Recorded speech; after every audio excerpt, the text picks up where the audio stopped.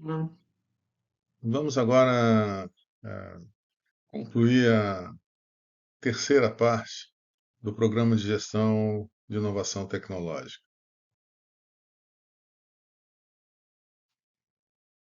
Essa terceira parte, que trata do dilema e a solução do inovador, nós vamos tratar de um método de ideação, né? Ou seja, como criar novas ideias, criado por Jay Knapp. O método ficou conhecido como método Sprint, que é uma forma prática de aplicação da filosofia do design thinking, né? Design thinking é um conjunto de procedimentos cognitivos, estratégicos e práticos que são usados no engajamento racional para problemas de design. Ou seja, traduzindo, ele é um método de soluções de problemas complexos, né? Quanto mais complexo, melhor vai ser a aplicação do sprint. E a gente vai ver por quê.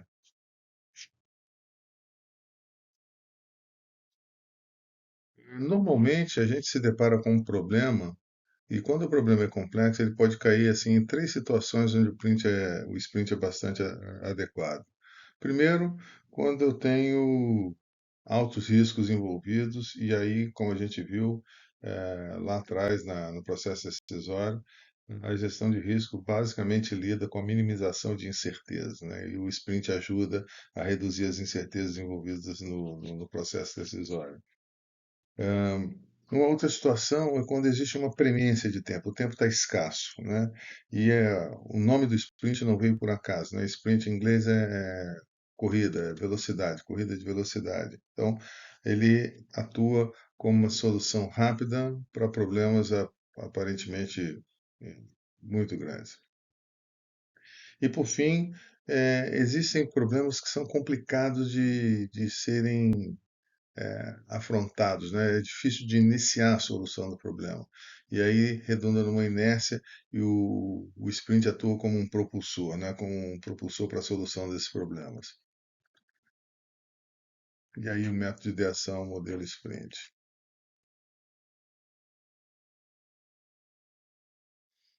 Existe um filme que ficou famoso em tempos recentes, porque ele era estrelado pelo George Clooney, Brad Pitt e mais alguns outros, que foram 11 Homens e um Segredo. O filme original foi gravado lá atrás, né? Está aí preto e branco. E o principal ator, né? O George Clooney barra Brad Pitt da época tá no centro aí dessa imagem, que é o Dean Martin. Ao lado dele, à esquerda na tela, Frank Sinatra. À esquerda do Frank Sinatra, Sammy Davis Jr. Enfim, era um elenco pesado para a época. E o que ele conta nessa história desse filme é que, basicamente, quando você tem que lidar, no caso era um roubo praticamente impossível de fazer, você montar uma equipe absolutamente multidisciplinar. Ou seja, cada um dos 11 envolvidos tinha uma capacidade única, né? Nós vemos 12 aí na foto, porque tem Ocean's Eleven, né? O Danny Ocean era o Dean Martin, e os seus 11 especialistas, cada um muito bom numa determinada tarefa. E o sprint é mais ou menos isso, com a diferença que não são 11 especialistas, mas apenas 7. Então, os papéis necessários, né, para fazer esse filme chamado Sete Homens e um Segredo, eles começam com um definidor. Normalmente, o definidor vai ser o chefe, né? Um CEO ou da empresa, ou da organização, ou do próprio projeto que está sendo montado, mas ele vai ter o poder de decidir, né? Dar um voto de Minerva quando a hora chegar, né? A palavra final é desse definidor. E ele precisa estar presente, né? Então, assim, cancela todos os compromissos durante o sprint, porque a presença dele será necessária. Também, e aqui eu estou colocando como se fossem os capos da organização, né? CFO, mas o CFO aqui tem um sentido de aquele que vai prover os recursos necessários para se fazer o projeto de solução, né? O protótipo, que soluciona o problema enfrentado. Então, vamos chamar ele de CFO, né, o diretor de finanças. Depois, tem um especialista na comunicação das mensagens, porque essa solução ela tem que ser convincente, ela tem que ser comunicada dentro e fora, né? A gente vai chegar lá no fora, nós vamos fazer ele conclui com uma entrevista de potenciais usuários para saber se a ideia, se a solução adotada ela é boa o suficiente. Depois temos um especialista, que eu estou chamando aqui de P&D, mas assim, é aquele pesquisador que entende as necessidades do consumidor, do público-alvo, a quem é destinado essa solução. Um especialista em tecnologia, em logística, ou seja, como é que a gente chega lá, como é que a gente acha o caminho para o sucesso. Um especialista transversal, que é especialista em design, né, soluções interessantes, ou seja, criatividade pura. Um tão importante quanto o definidor lá no começo é o facilitador.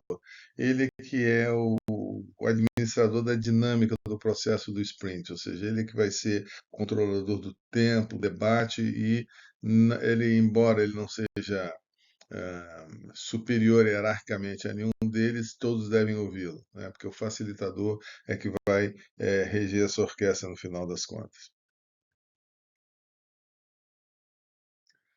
Alguns cuidados na preparação devem ser observados, né? Especialmente em relação a materiais, mas também em relação ao processo. Primeira coisa é que tem que ser um ambiente de criatividade. Então, flip chart, quadro branco, muito post-it, ou seja, eh, papeletras para ir se anotando as muitas ideias que vão surgir durante o sprint, um esquema de não comunicação com o lado de fora absolutamente arbitrário, ou seja, não pode haver interrupção. Não quer dizer que as pessoas não possam portar o celular consigo, mas se elas estiverem com o celular, elas vão ter que atender do lado de fora do ambiente onde está sendo preparado o sprint, né? Porque todo mundo tem uma vida fora do trabalho, criança na escola, pai enfermo, alguma coisa assim, e as pessoas não vão ficar absolutamente separadas do mundo exterior. Mas durante o evento, o sprint, não existe esse tipo de comunicação. Se alguém precisa falar no celular ou ler notícia, vai ter que fazer isso durante os intervalos ou sai especificamente para isso.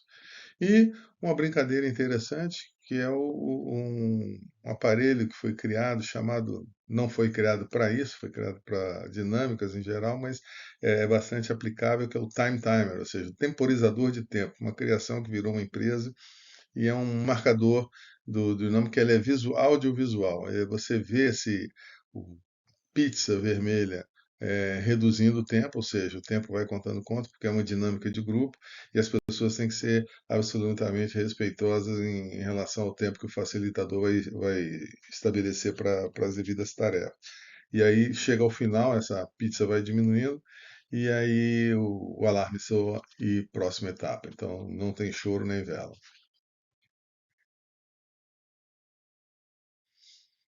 Bom, esse quadro, ele ilustra a essência do sprint, né? Que é a partir de um desafio até um aprendizado. E no meio do caminho, didaticamente, o autor colocou aqui com 5 dias úteis da semana, ou seja, ele criou isso para ser uma semana útil de imersão. Naturalmente, cada empresa tem a sua característica, cada cultura tem a sua característica, e não necessariamente vai conseguir isolar um time de alto nível numa, numa, num ambiente só, longe da rotina, durante uma semana inteira. Eventualmente, pode-se fazer um sprint de formas diferentes, mas é importante que a gente imagine esse modelo, né, como se eu chegasse lá na segunda-feira e saísse na sexta-feira com um protótipo pronto para ser testado. Ok?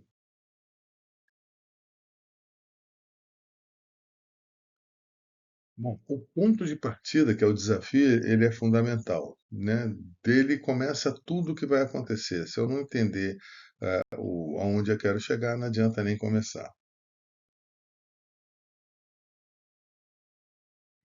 E aí esse desafio, ele pode ser colocado como uma uma questão, né, uma pergunta, eh, e essa imagem aqui, ela exemplifica um, um esboço, um sketch daquilo que foi o filme Apollo 13, com Tom Hanks, que ele era astronauta, ou seja, a primeira missão à Lua foi a Apollo 11, depois teve a 12. Na 13, o veterano, né, representado pelo Tom Hanks, estava indo finalmente na sua última possibilidade de ir para a Lua, e aqui a gente pega o. Deixa eu pegar aqui o apontador. Vamos lá, cadê Cabo Canaveral? Aqui. É, decolou, né, o Saturno 5 decolou, ele faz uma órbita na Terra, e aí depois ele se lança em direção à órbita da Lua, né? Em algum momento aconteceu uma pane, né? Quase chegando na Lua, houve uma explosão interna na nave, e aí começou a vazar oxigênio. E aí, aquela clássica frase do Tom Hanks que ele falou: Houston, we have a problem. Né? E baita problema, porque sem oxigênio no espaço acabou o jogo, game over. E aí o controle tinha uma decisão, aliás, tinha várias decisões a tomar em muitíssimo rápido tempo. eh, e duas delas saltavam aos olhos. Primeiro era o seguinte: o oxigênio vai acabar e sem oxigênio a tripulação inteira vai morrer. Vamos lembrar que nós estamos falando aí do início dos anos 70, 1970, e astronautas eram heróis nacionais, né? Em plena Guerra Fria, corrida espacial, aquela coisa toda. Então não dá para simplesmente perder, depois deles já terem perdido lá na Apollo, não lembro o número 7, sei lá, que eles morreram no chão, queimados e asfixiados. Então, esse tipo de tragédia não deveria, não poderia acontecer de novo. Então, dois problemas eram o oxigênio, que ia acabar, e outro problema era a decisão que eles tomaram imediatamente. Assim, não dá mais para prosseguir na missão de ir para a Lua, temos que aproveitar a gravidade da Lua, né? Ou seja, está aqui na órbita, e fazer um estilingue aqui, lançar ele de volta para a Terra para que eles pudessem entrar em órbita e chegar de novo ao planeta. Eh, Só que assim, o que que vem primeiro, o ovo, o ovo ou a galinha, né? Corrige o oxigênio, porque se não adianta nada, os caras não vão eh, respirar. Então tinha um grupo lá para assim, vamos restaurar o oxigênio, e eles que têm que fazer o conserto do problema. Mas alguém brilhante levantou a mão e falou assim, opa, opa, peraí, first things first, né? Primeiro as coisas mais importantes. Não adianta nada a gente restaurar o oxigênio se não resolver o problema da mecânica orbital. Eles vão parar na direção de Plutão, exagerando. Ou seja, vão para o espaço exterior e aí acabou o jogo, porque não interessa a quantidade de oxigênio que eles tiverem, se eles não tiverem condições de voltar para a Terra, não tem jeito. Então, primeiro a gente tem que concentrar numa forma de fazer com que a nave readquira uma órbita de retorno, para, no momento seguinte, a segunda coisa mais prioritária, que é corrigir o oxigênio, e assim foi feito e a tripulação foi salva. Então, o que fica de lição para um problema, né, um desafio tão assustador, né, com um problema que tenha alto risco, que tenha pouco tempo para ser resolvido e que necessite de quebrar uma inércia, como é o caso da aplicação do sprint, é essa frase aí: comece sempre pelo fim. A gente brinca, né, que não se começa a construir uma casa pelo telhado. Ledo engano, né? Sempre começa a casa pelo telhado, porque antes de chamar um engenheiro para fazer a fundação, a gente chama o arquiteto, e o arquiteto define o estilo da casa desenhando o telhado. Então, a gente começa pelo fim para depois ver o que vem antes para se chegar lá, nesse fim. E aí chegamos na segunda-feira, né? Então, a primeira coisa é mapear na primeiro dia, né, da semana. A gente começa com essa lógica de que eu preciso entender para onde eu quero ir, e o desafio já colocou isso lá na frente. E aí nós vamos para o mapa.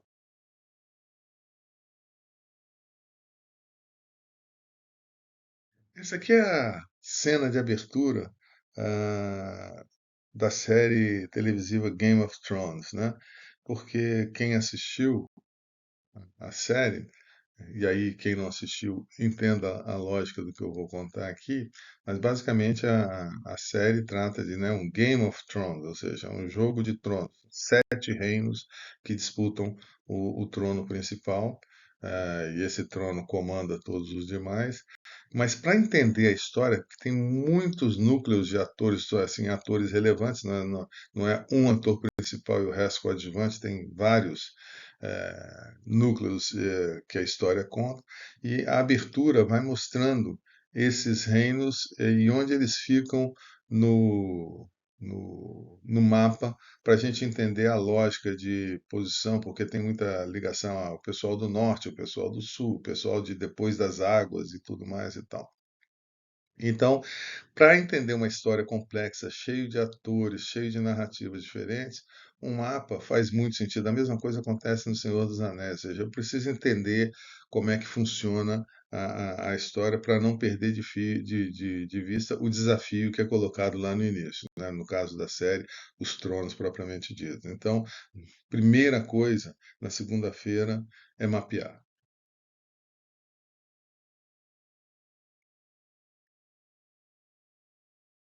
E esse mapeamento, ele é centrado, né? Esse mapa, ele tem que ser centrado no cliente, né? Nós estamos fazendo uma solução via sprint para atender alguma demanda clara que constitui o nosso problema. E essa demanda clara vem de um determinado cliente. Então, à esquerda eu vou colocar, eu vou fazer de cima para baixo, da esquerda para a direita, um algoritmo até chegar à solução que eu quero, que eu estou imaginando fazer. Então, eu, quando eu digo o grupo do sprint liderado pelo, pelo definidor e manejado pelo facilitador.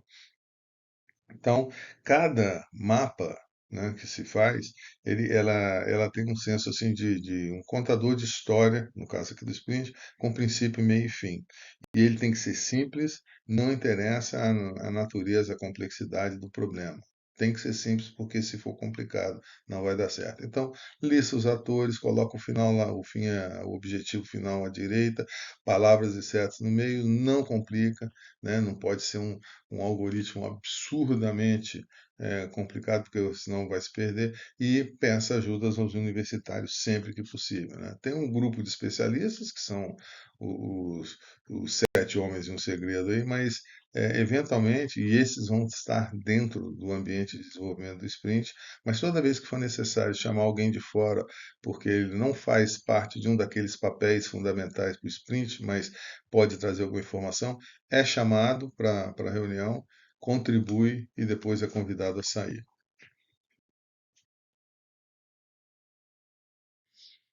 E esses especialistas podem ser de qualquer natureza, né?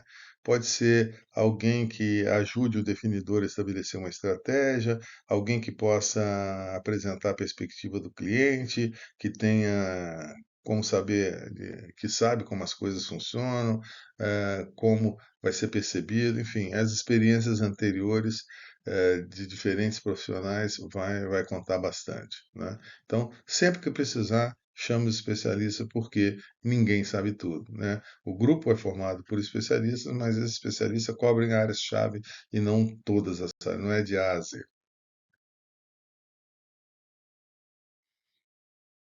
E aí, uma coisa interessante é um mindset, uma forma de pensar na solução de problema, né?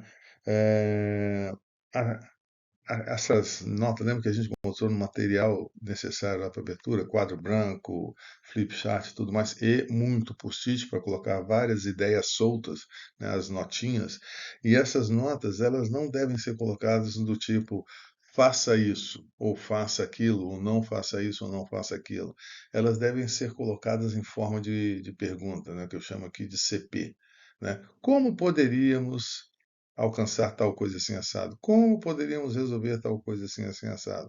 Então, colocado sob a forma de perguntas, ela convida várias respostas. Quando eu coloco sob uma forma de afirmação ou negação, ela simplesmente está reduzindo a uma ideia só.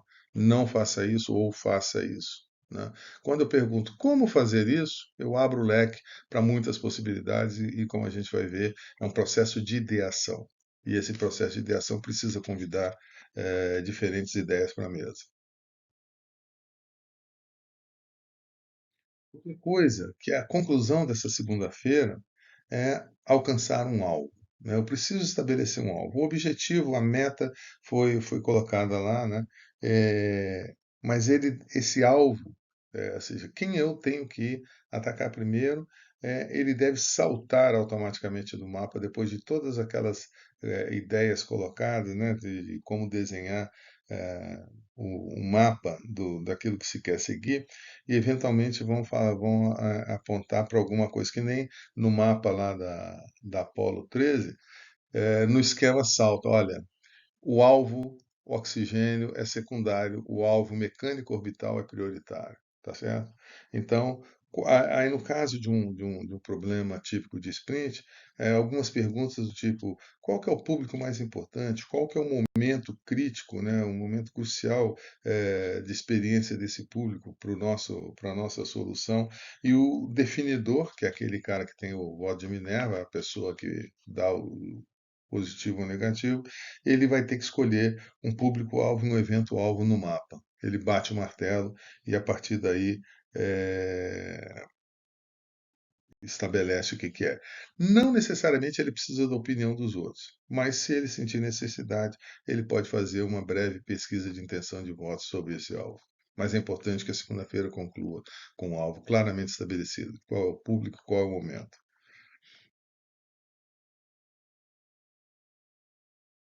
E aí chega a terça-feira e ela começa em busca de inspiração. Então aqui é um momento assim crucial, né? Se a gente fala assim, um método de ideação, ok, é a terça-feira que representa esse método porque é o dia das ideias, né? Então a terça-feira a gente vai poder dividir, vamos colocar assim, em primeira metade, segunda metade, manhã e tarde, como queira.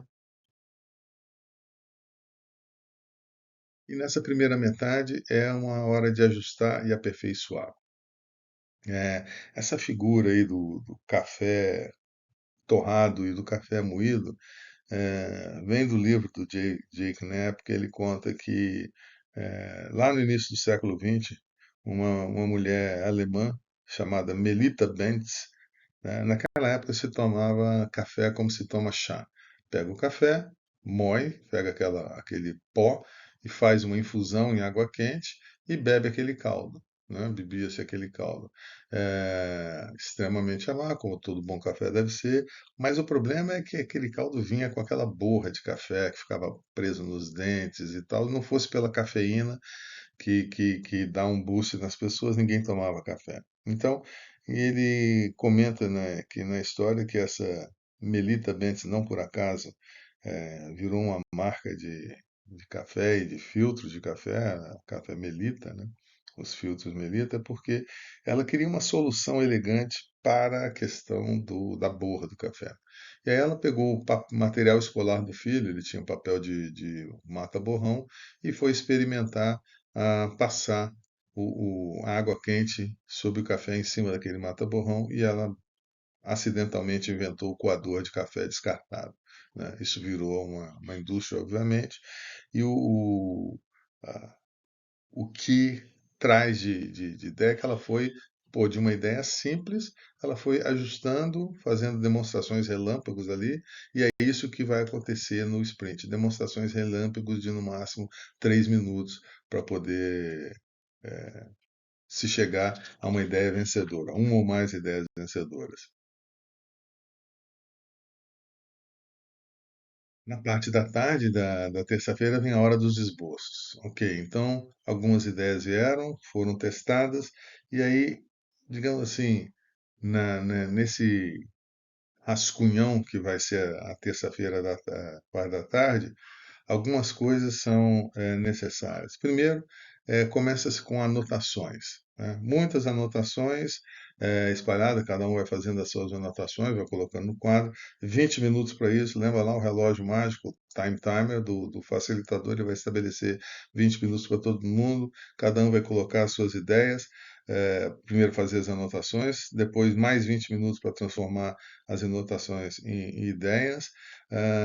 Depois, uma terceira parte, vão vir os Crazy Eights, ou seja, são tempos de 8 minutos para colocar essas ideias, vamos dizer assim, envelopadas, ok?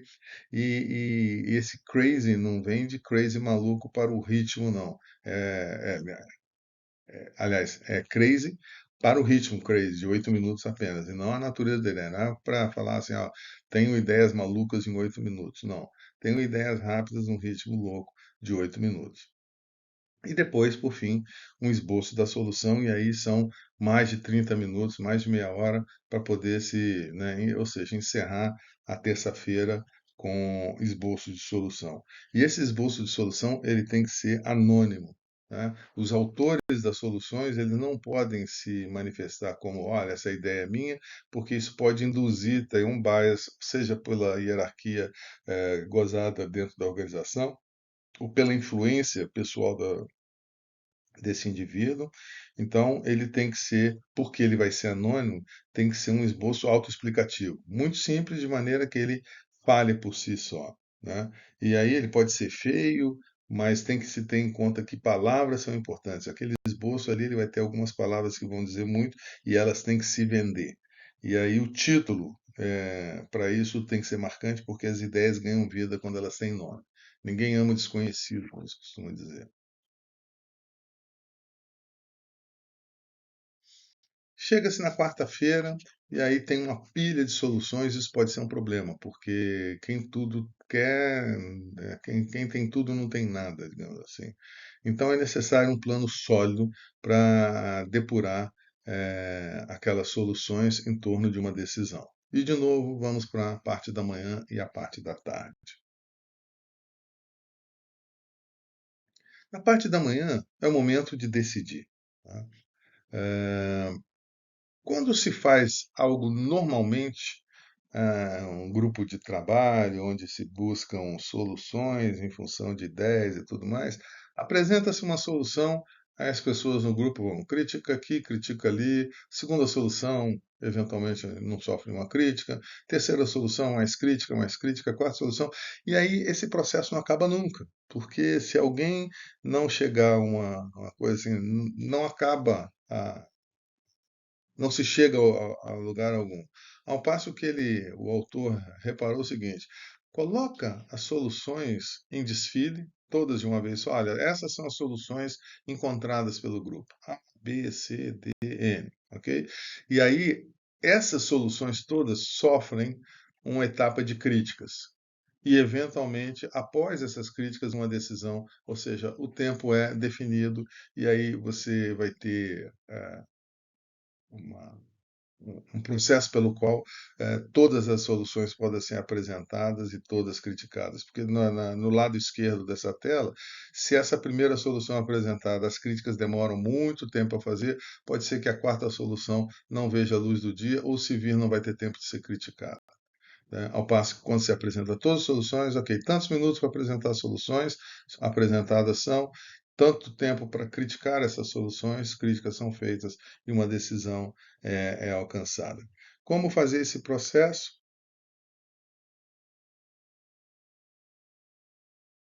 Primeira coisa como eu disse, as soluções são feitas de forma anônima, então ninguém sabe quem são.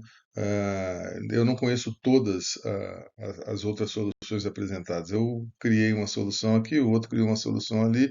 Para que eu tenha conhecimento do todo, é feito tipo um mural de museu, ou seja, as soluções são expostas em um mural, né, com as devidas ideias, cada um tem a sua forma de contar lá. Então, aí as pessoas passam em revista.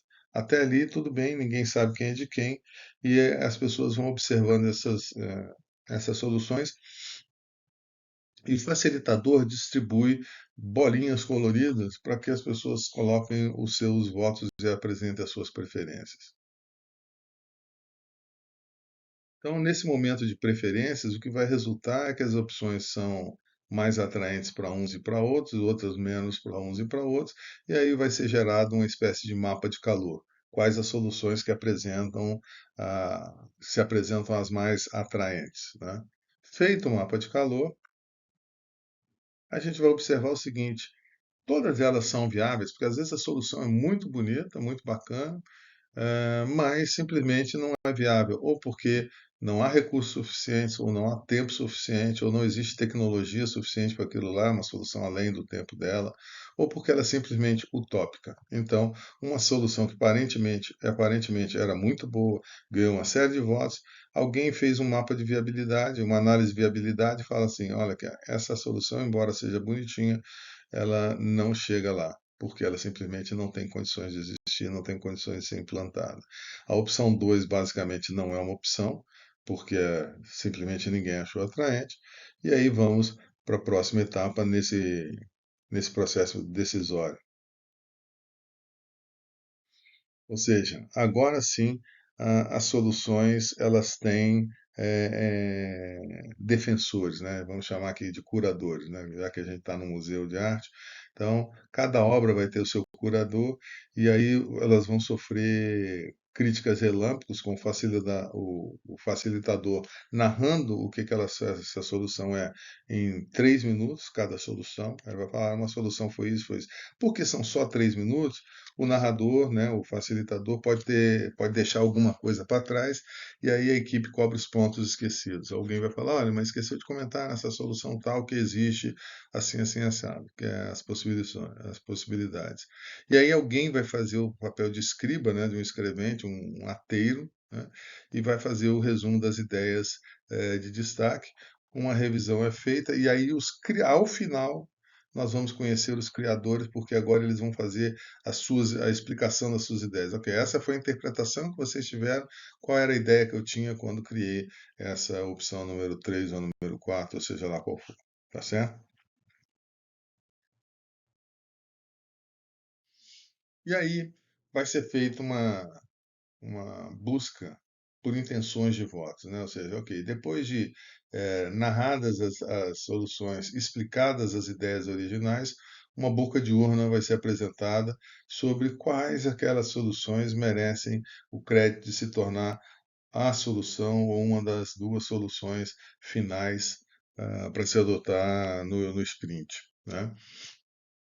E aí, nesse exemplo aqui, a 4 e a 5 ganham a preferência, e aí vai se chegar a um ponto onde é necessário decidir.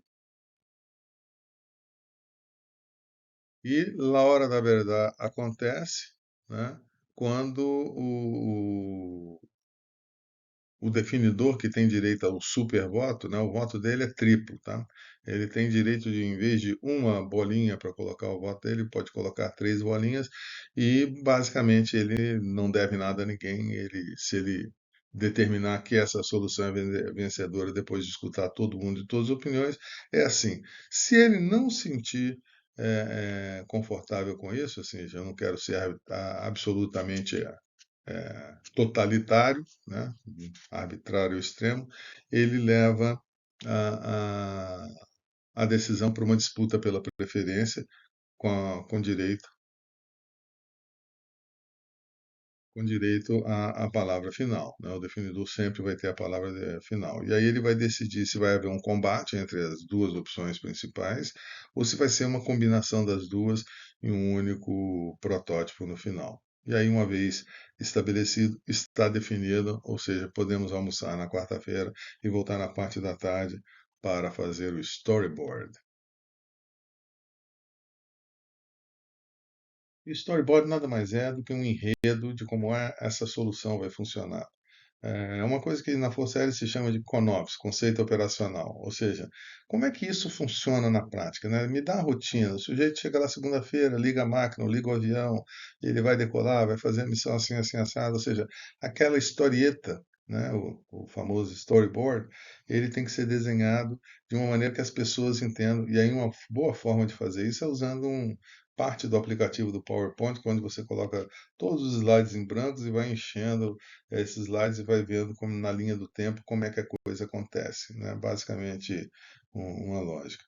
É, Aí esse trabalho ele é feito com aquilo que se tem, ou seja, não vai buscar solução nova que ainda sequer foi apresentada. É aquelas que foram concluídas na manhã de quarta-feira.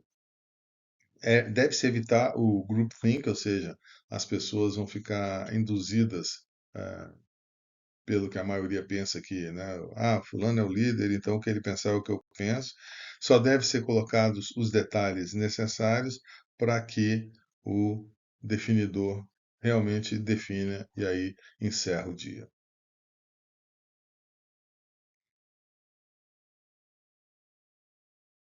Quinta-feira é o dia do protótipo, né? Aí tem que se adotar uma filosofia que os gringos gostam de chamar de fake it until you make it, ou seja, vai fingindo até conseguir, né? Então, quando a gente vê aqueles filmes ganhadores de Oscar na época dos Velho Oeste, dos Faroeste e tal, quem já teve a oportunidade de ver um set de filmagem, todos aqueles salões, o hotel, a delegacia, o empório, seja lá o que for, é só fachada. Então, assim, é o suficiente para fazer crer, porque eu quero que o que eu estou vendendo não é a experiência de trocar tiro e de passar uma bala zunindo pela cabeça. É a história contada na tela do cinema. Então, eu não preciso de ter a cidade de verdade. Eu preciso ter algo que parece com a cidade do Velho Oeste. Então, só precisa das fachadas. Então, é preciso que, assim, eu tenha uma realidade boa o suficiente para ser testada, né, antes de se chegar na implantação. Eu não posso chegar numa crescente linear para que quando o teste aconteça já está perto de implantar. Não, eu vou prototipar, eu vou fazer vários exercícios antes de chegar na versão final de implantação. E prototipar ganha-se tempo. Existe um exercício muito interessante que é o desafio do marshmallow, se alguém tiver interesse, procure na internet porque ele mostra a essência da prototipação como forma de obter o resultado desejado. E nessa prototipação é importante, como diria Napoleão Bonaparte, dividir para conquistar. O que quer dizer esse dividir para conquistar? Primeiro,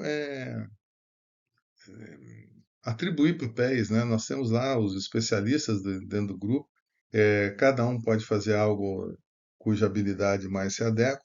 É fundamental que se escolham ferramentas corretas, né? Por ferramentas, métodos gerenciais, as ferramentas disponíveis no computador, desde Excel, PowerPoint, até outros aplicativos específicos. Depois disso, costura tudo dentro de um protótipo e parte para o teste, que vai ser o último dia da semana.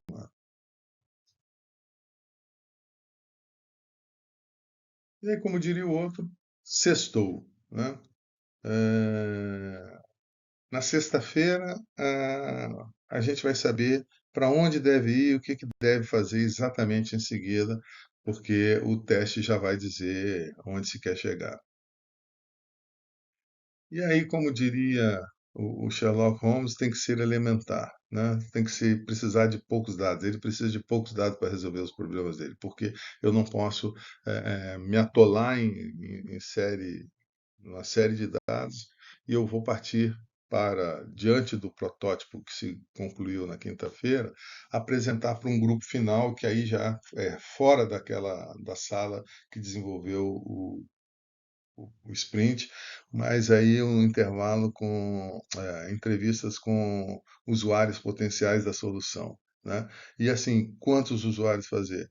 Pô, de acordo com um autor chamado Jacob Nielsen, dos anos 90, o número mágico para esse tipo de, assim, quantas ideias, quantas opiniões eu quero ouvir, 5 é o número máximo. Tem que ser ímpar para haver desempate, mais de 7 fica muito complexo, e abaixo de 3, por exemplo, fica muito simplista. Então, chegou-se à conclusão de que 5 era um bom número, e aí fazem essas 5 entrevistas, com intervalos entre elas para tomar dados e aí depois para se chegar à conclusão de qual que é o projeto e aí chegar-se ao aprendizado, ou seja, de qual é a solução que se chegamos e por que que chegamos nela, para finalmente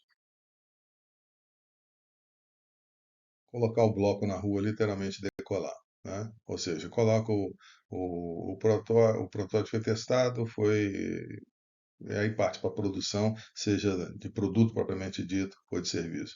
E, em síntese, é esse o método sprint do Jake Knapp, ou seja, eu parto de um desafio, vou em direção necessária ao aprendizado que se quer chegar e com 5 etapas no meio do caminho, com muita rapidez, com muita prototipação para se chegar àquela solução. E aí que no final fica uma mensagem do William Gates, famoso Bill Gates